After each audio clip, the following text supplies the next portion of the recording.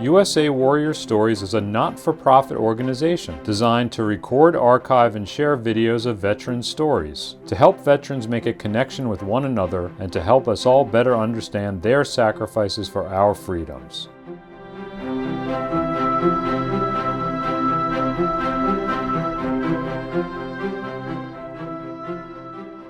I'm Allan Bierlein. My father was in World War II. He was severely wounded right off the bat. His first landing, I guess, in France. And the remainder of the time, because he spoke German, he was a guard at a POW camp, a German POW camp. And my uncle was in Korea. I grew up in a small little town by the name of Richville. I went to a fairly small high school, graduating class of 70-some people, and I had enlisted in the Marine Corps prior to graduation. So I left in 1966, June of 1966. I was on my way to San Diego, Marine Corps Recruit Depot, and the nightmare began. You get off the bus and you head to the yellow footprints, and there are drill instructors in between the bus and the footprints, and they make certain that you know they're there, and you ask yourself, why did I do this? But after midway through, you start getting with the program, you understand it, you're not making mistakes, and it gets easier. You know, I was so naive that I thought every Marine is an infantryman, and there were three of us standing there, and we didn't have the 0311 MOS or the 0300 MOS. Mainly because in my case I was too young. I was 17 and I couldn't go right over to Vietnam. So I got stuck in the motor pool. They sent me to school to get a driver's license, and then I was still 17, so they sent me to mechanic school, which I hated dearly. And one day I had the good fortune of running into a second lieutenant. I volunteered for I didn't know what. I just raised my hand, and we did a beach reconnaissance. He and I pretended to be fishermen, and there was going to be a big amphibious training session, basically. They were going to land on the beach, and what we did is look for where the machine gun emplacements were and things like that by walking down the beach and having fishing rods and casting out there and pretending as if we were fishing, but also doing reconnaissance of the area.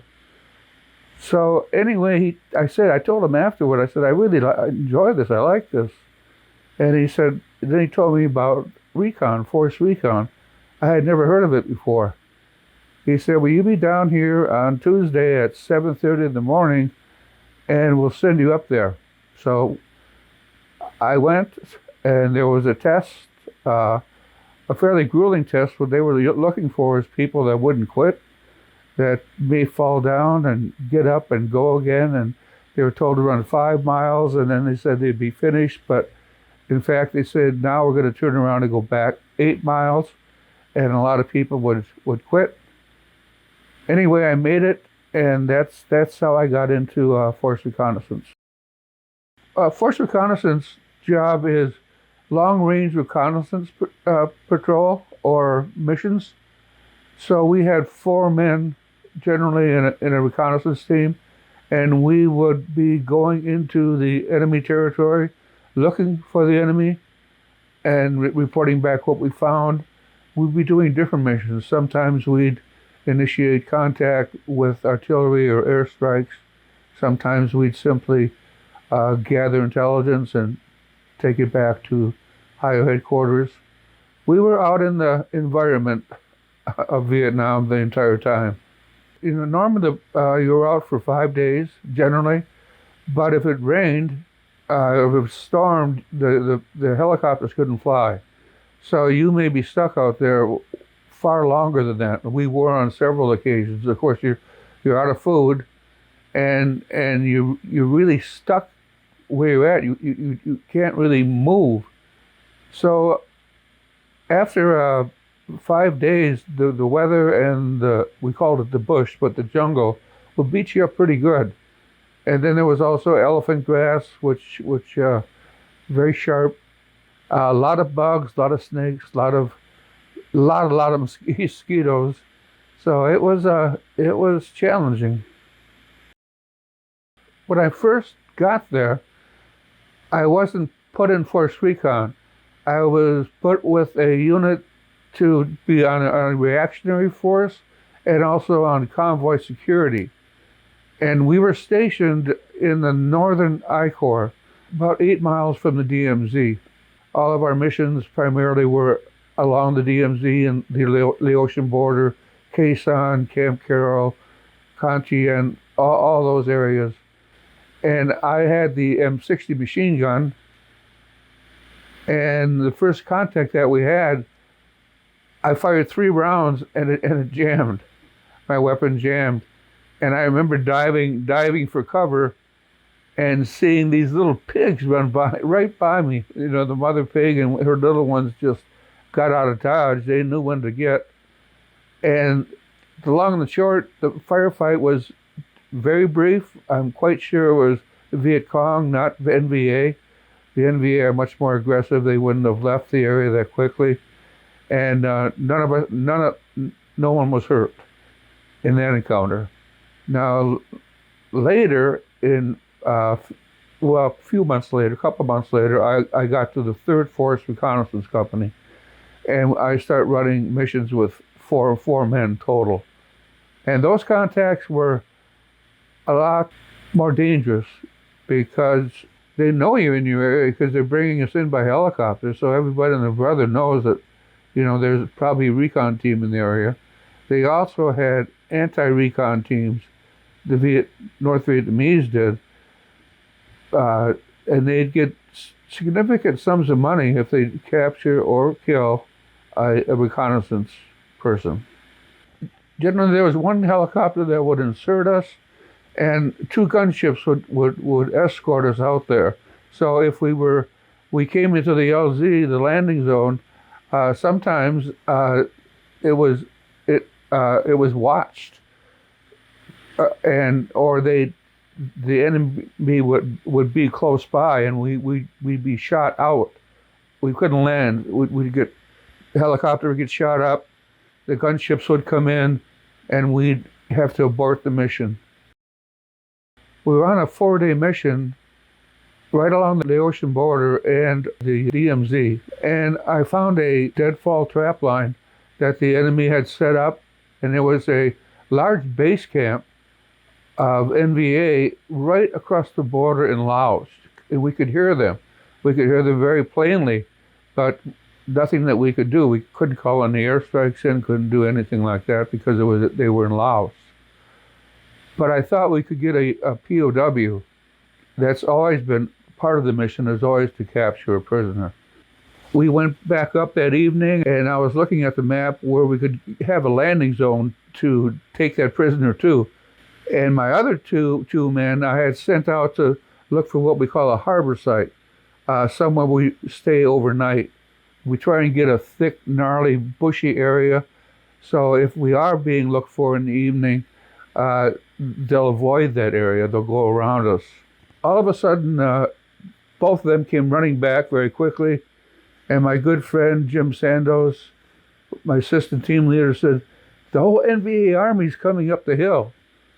So I looked to my right, and I could see 8 NVA. I could see their heads, the top of their heads. They were coming up the hill, so they were looking down and couldn't see me, but I could see them.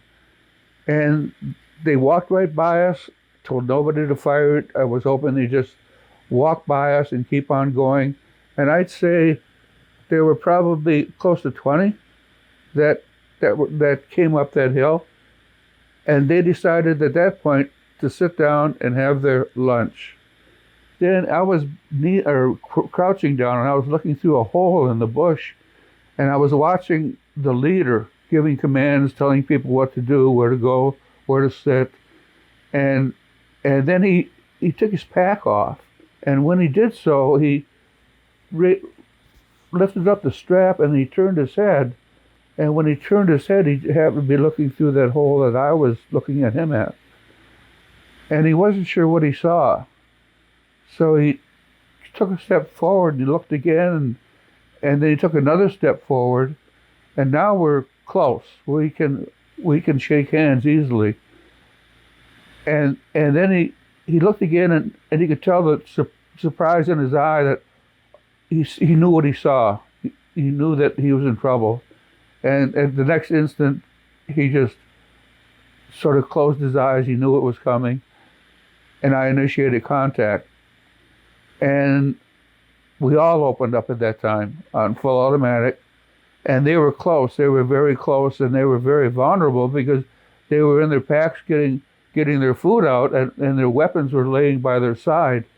And we made contact within a couple meters of them. Less than that, actually, inches in some cases. So I called in for artillery to let me know when they actually fired the round. And I wanted to count and time it from when they fired it to when it landed, so I could adjust the artillery to our position and tell them to fire. I knew how many seconds that I had to get out of that area and then get down and take cover when the new rounds were coming in to our old location. So I told the team to, when I get down, we're running, when I get down, you get down. So we threw grenades. We also used CS, or tear gas, to break contact. And when I stood up, no one was standing. And it was very quiet all of a sudden. It was very eerie. You could hear so many people crying and screaming. There were, I've been in many other firefights, but this one was different. There were just so many people that were wounded or dying, I guess. So we broke contact. We went to another location where there was another landing zone that I had picked out earlier, but we couldn't get a helicopter to come in. They said there were no helicopters available. So here we are with, a lot of NVA that are still out there, and we couldn't get out. So the only other option was to go back up on that same hill that we were at, and that was about the only place a helicopter could land and get us out. The other problem that we had is that one of the men, during contact, there was a person screaming right next to me, and another person over here that I was shooting over in this direction to the right. And I said, shoot him, shoot him. And what he did, he laid his rifle down and shook his head and just sat there through the whole firefight. He just sat there in the open. He was frozen. He couldn't function any longer. So now we have 3 Marines and one that's not functional. Again, they told us they couldn't get a helicopter there because the general was making a large troop movement. So I got on the radio and I told them they have 2 choices. They can come and get us now and get the information that we have, or they can wait till tomorrow and pick up 4 corpses, because we would have been overran. And lo and behold, one lonely helicopter came out, which I've never seen before. We always have gunships guarding those helicopters. One helicopter came out. We got on it, got extracted, and I had 1 man wounded, not badly, thankfully, and we all lived to tell that story. One night we were out on a night ambush. There were 4 of us. There were 2 men in front of me, and then I was on the right side, another guy on the left side, and we could hear them coming down the trail on my side, on the right side. They were getting closer and closer, and it was just getting dark, not quite dark, and I look and I could see the snake crawling through the bush. He was up in the branches of a bush, just about my head height as I was kneeling down. and he came right in front of me, and he was very long. It wasn't real big around, but he was very, very, very long. And he went right by, and then he went to another bush, and he turned, and he came back my way. And now the NVA are getting closer and closer. So I unsnapped my K-bar, and I was going to use it, if need be, if that snake got, too close.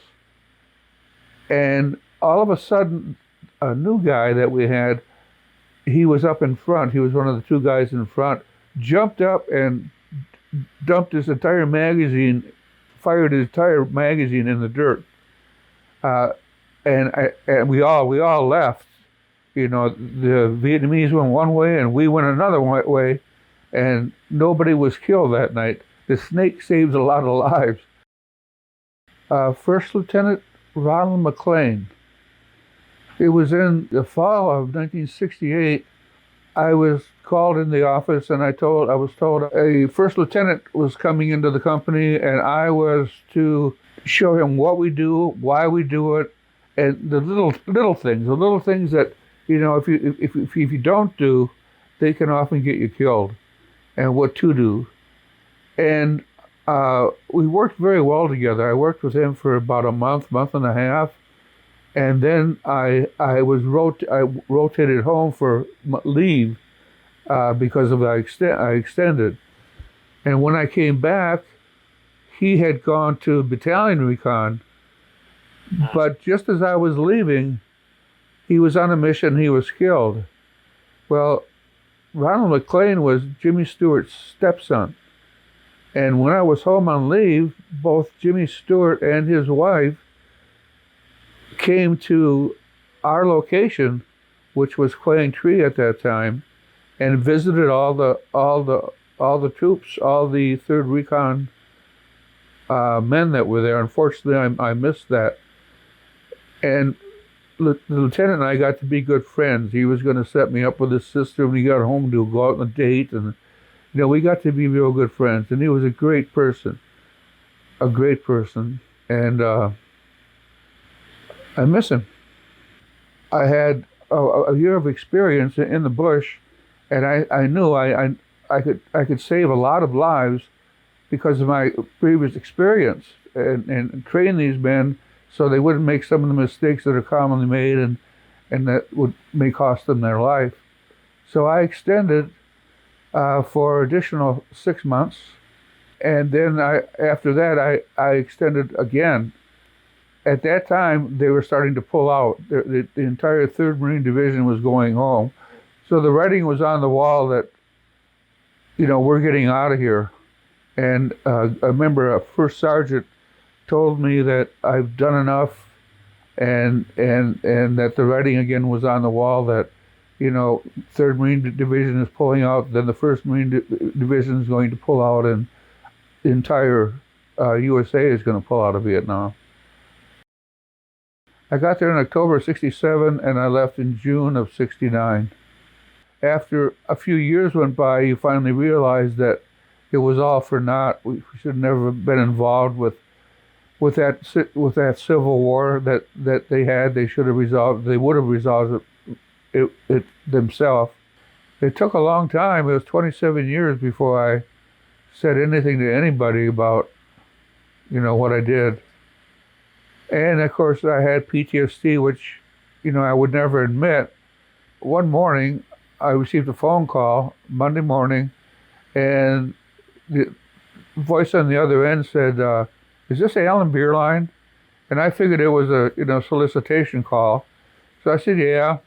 And he said, "Are you the same Allan Bierlein that was in 5th Force Recon?" And I said, "Yeah." "Were you in 3rd Force Recon?" I said, "How do you know that? Who are you?" And he said, "I'm Lou Kern." Who's Lou Kern? He said, "I'm the guy that gave you the physical tests to get into 5th Force." Now I remember him. He's the guy that made us run forever, and and do all these difficult things to pass the NDOC to get into 5th Force. So anyway, he had asked me to go to a Force Recon reunion. he tried to, he was calling. At that time, there weren't computers, and he was calling people and get us together again. And so I promised him I would go to the reunion, and I was hoping really that something would happen where I couldn't go. I promised him that I would, but I was hoping maybe I would get sick or something would happen where I could get out of it. But I went, and that was the best thing for me. I found I could talk to people, I could talk to others, and after a few years, I could also tell people my stories. I could tell them what I did, who I was with, and it really opened me up. And then several years later, not several, but a few, another friend of mine and I went back to Vietnam, not on a tour, just the two of us went back there for, we were gone about a month or so. So that was very therapeutic also. The other thing I wanted to say too, I mentioned earlier, we learned nothing from Vietnam. We did it all over again in the last two wars. We didn't need to be there, particularly for the period of time that we were. And the vets of today are going through the exact same thing that we went through in Vietnam. They're not talking about it yet. As I say, the second shoe hasn't dropped yet for a lot of them. They still haven't been able to come out and get credit for what they've done. It's much better than times when I was in, but still they're realizing now that everything they did was for nothing, and that's what hurts. That's what I think. I know caused my PTSD more than any other thing, is that because of that war, millions of other people died. Not only in Vietnam, but in Laos and Cambodia. The Khmer Rouge and Pol Pot, all that was because of our involvement in Vietnam. And it sounds crazy. I couldn't have prevented it, but I still feel guilty for participating in it, and I feel like I caused that, which is not rational, but that's how I felt.